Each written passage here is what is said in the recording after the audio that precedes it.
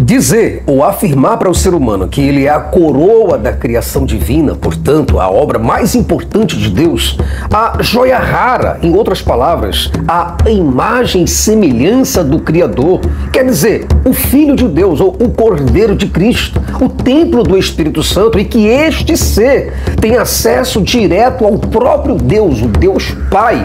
Brasil, é no mínimo uma forma de zombar da nossa condição e insultar a inteligência humana. Mas eu vou te explicar tudo isso neste vídeo e te dar os motivos pelos quais eu não acredito que nós somos nenhuma dessas coisas. Mas tudo isso logo após a nossa abertura.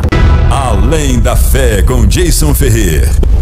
Brasil, nós estamos de volta e, como sempre, é uma honra muito grande receber você de todas as partes do Brasil e do mundo. Eu sou o Jason Ferrer, o apresentador do canal Além da Fé, e por isso é um privilégio, viu? Muito obrigado a você que abre a porta da sua casa através do seu tablet, computador, telefone, seja lá por quaisquer meios de comunicação que você se utilize. Muito obrigado mesmo a você de todas as partes do Brasil e você de todas as partes do mundo. Muito obrigado por permitir que o Jason esteja aí na sua casa. Eu, na verdade, Brasil, não estou nem pedindo mais inscrição, não. Eu não peço mais inscrição, não peço mais like. Porque eu acho que quando uma pessoa gosta do conteúdo, ela já se inscreve sem você pedir. Então eu não vou pedir para você me dar um like ou você se inscrever no nosso canal. Eu vou apenas falar o seguinte: se você do outro lado gosta do nosso conteúdo e não quer perder e quer se inteirar sobre todos os conteúdos que nós lançamos por aqui, que nós lançarmos por aqui também, então você se inscreve. Caso contrário, você pode ver nosso vídeo aí tranquilamente sem se inscrever. Só se inscreva se você realmente sentiu a necessidade. Agora, para você que já gosta do nosso conteúdo, cara, deixa o like.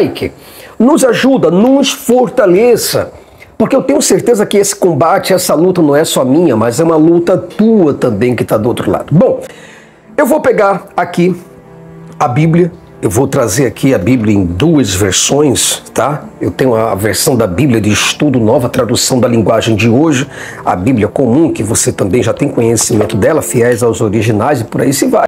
Veja que diz a Bíblia que nós somos feitos, ou que nós somos a criatura de Deus. Isso é o que a Bíblia diz. A Bíblia diz que nós somos criaturas de Deus. Isso quer dizer que Deus moldou o ser humano. Deus, ele projetou esse ser humano.